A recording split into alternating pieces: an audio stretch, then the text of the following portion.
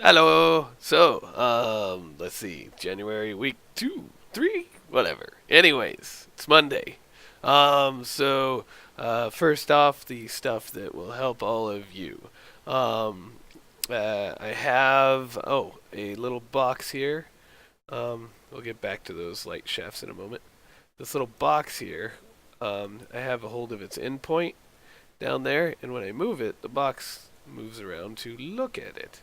And to make a very simplified version of stuff that you can make something look at something else, I made this little look at guy that's really simple and straightforward. So on the construction script of the box, what it's doing is it has there is a look at object. That's the endpoint, this guy here. That's a vector.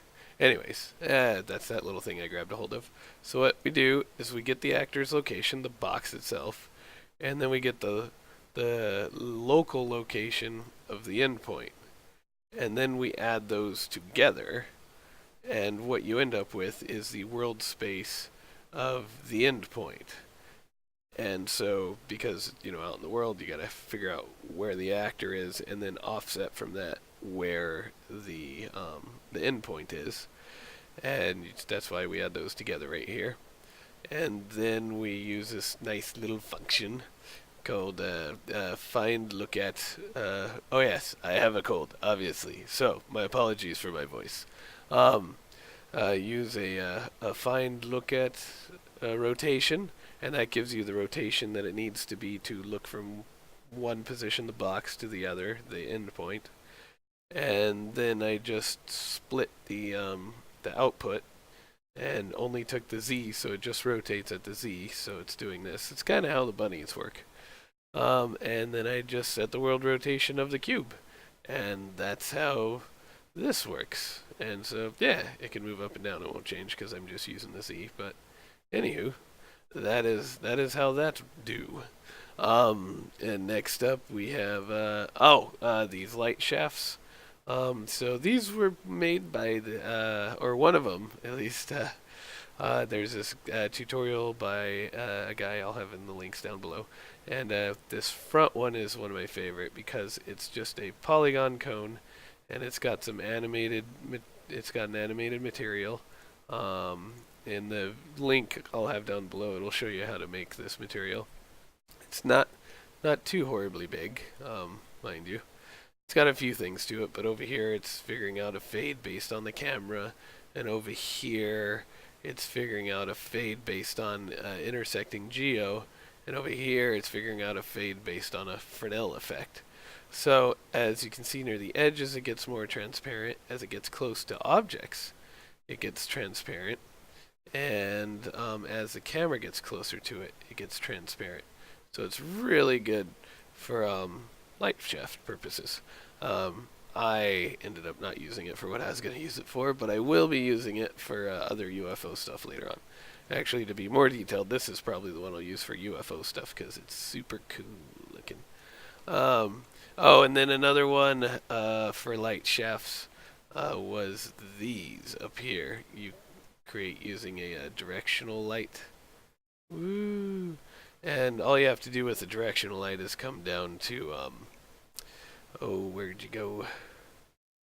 There's a light function, light mass, bloom right here under light shafts. All you have to do is put a check mark on bloom, and then you can turn up and down the bloom scale or bloom threshold, and there's a few things to play with, and you can change the color if you want. It's neat and all, but anywho, that's how. Oh yeah, that's where it turns red. So that's how those work. Those three different light shaft types, but I won't be using them. A lot of this is learning what not to do and being willing to try something out, and if it doesn't work, toss it and try a new idea. So, oops, I deleted something I'm not supposed to. Well, no, directional light. Oh, I created two of them. There we go.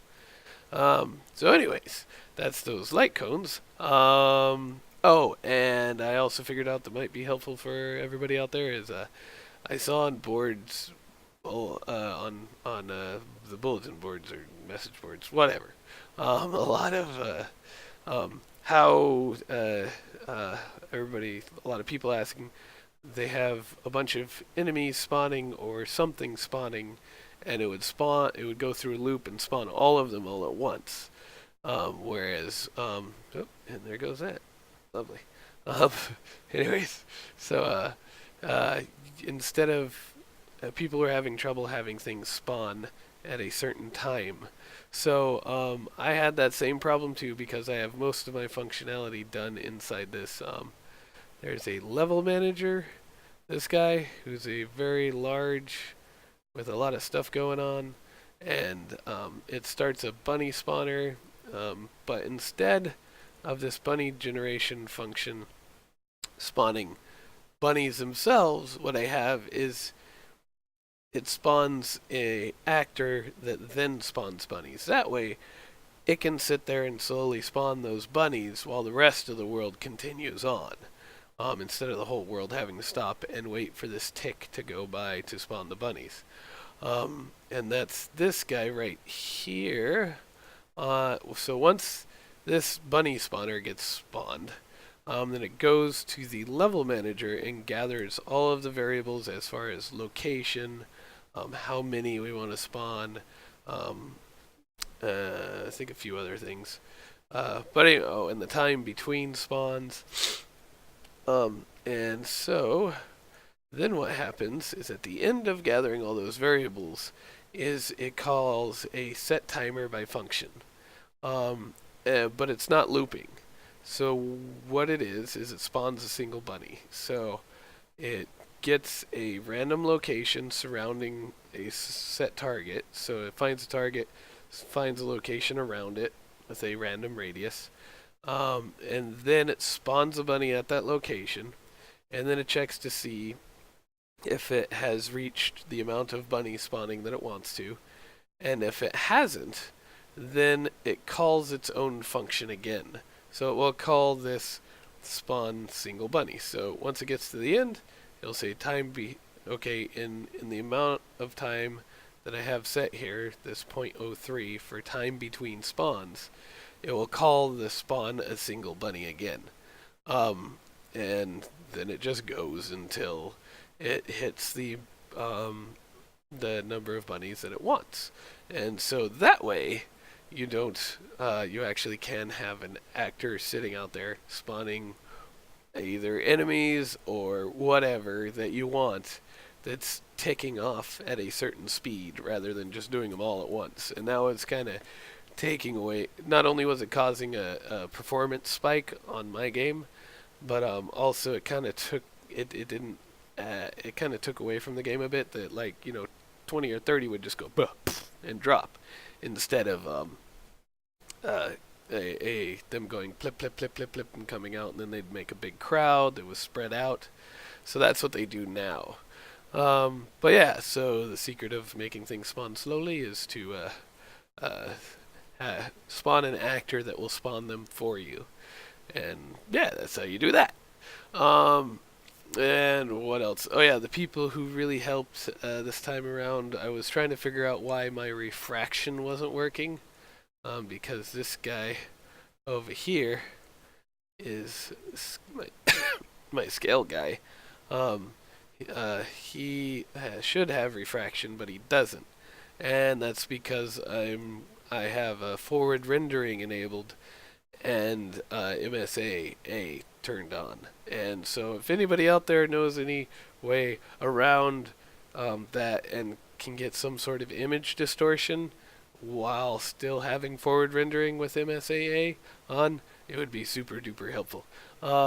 So yeah, if anybody knows that, please let me know. But that was help via Fantasifall. Thank you so much. And then also the light cones were helped via Dave Wilson. He had an awesome tutorial. I'll have those down below. And then, also, in VR, if you want to make things touch and feel right, make sure to load in the controllers that you're going to be using. Like mine, I'm initially basing it off of the Vive, but I'll also load in the Oculus controllers just to make sure everything fits together happy. But right now, I have these Vive controller models loaded in right here. That way I know my guns, roughly line up. Of course, next time this opens up me for next time when I start building the other weapons. I can build them based on this controller, and that way you get that feel that it feels like it's in your hands, and nothing funky. So, anywho, what did I just do to this? Hopefully nothing bad. So yeah, that way it feels like it's in your hand, but before I had them off, but now I got the model in there and I checked to make sure it was loading exactly in the right place. And our Arjan Robert had a really good tutorial on how to get those. I'll have those in the link down below too, but that way you can have them inside your scene here. And I got my 6-foot dude all for scale. And but yeah, that way you can load them into Maya and start modeling off of these, and yeah, it makes for getting everything lined up.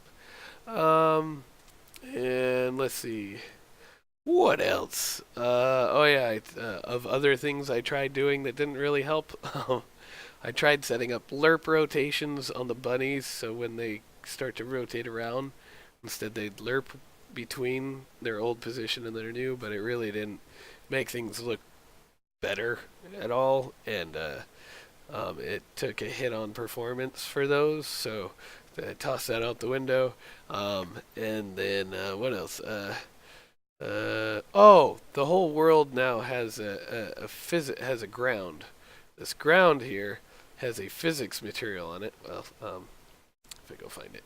Anyways, there's a ground here that's invisible, but it is what the bunnies are running across. And it's just above the other surface, or the visible surface, so that they actually run across this ground object. And that ground object has a physics material on it, giving me much more control over how much the bunnies slide around, how they move. Yeah, it just makes controlling everything a heck of a lot easier. So remember, when dealing with physics stuff, use physics materials on the surface that they're falling across, and things tend to be a lot easier. Let's see, got the controller. So yeah, that's oh, and in my game. So yeah, that's it for the helpful stuff. So now on to stuff for my game so far.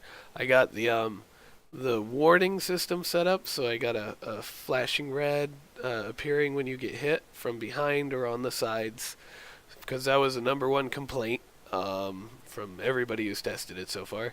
And then I also have when an incoming drop happens, a little arrow that points at where that drop's coming from, and if you turn, it'll stay pointed towards the drop. And inside the motion controller, these damage areas, let's see if I can turn them back on for a second. Where did visibility? There we are. So this is the right side damage area, and so if something collides with this area, or this area, or the rear collision area, I think is one of the more important ones. Back here, then if a bunny is in that area when it attacks, then it triggers a flash to come from the bottom of the screen. I tried a lot of different things, and that seemed to be the most pleasing. VR is a tricky area when it comes to UI, because normal rules don't apply. So you just gotta keep trying stuff out and see what feels natural and what doesn't. So with that all said, I will show you. Let's see, make sure this is working, and these are on. And I will give you a quick show of what it does. So let's see. So and the headset's not working, of course. Of course it's not working. Why would it work? Unresponsive. Alrighty then, lovely. Let's just see if we can't close everything down real quick and reopen it real quick. Yeah, save it all. And then we'll shut down the VR. Shutting down. We'll also shut the. No. There. Oh, now it says it's ready. Alright. So let's try relaunching this. Again, my apologies for my sound. I know it's not. I know it's like gravel and something else lovely. Come on, load up, you. Do do do do do do. Sorry, bear with me. Rawr. So yeah, let's try this again. Of course, it doesn't want to work. Well, I swear it works. Anyways, I'll show you more next time. Just know that damage appears on the right side of the screen and the left and the bottom.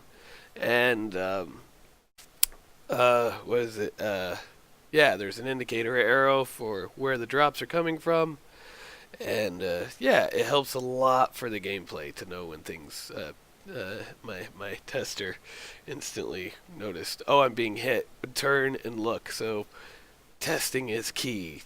Take note of what your people do and how they respond. So anyways, that's it for now. Until next week. I rambled and I shouldn't because of my voice, so hopefully I'll sound better next week. Anyways, yes, hope all is well out there. Thank you everybody for all your help and for following me. It's greatly appreciated. And yeah, I will see you next week. All right.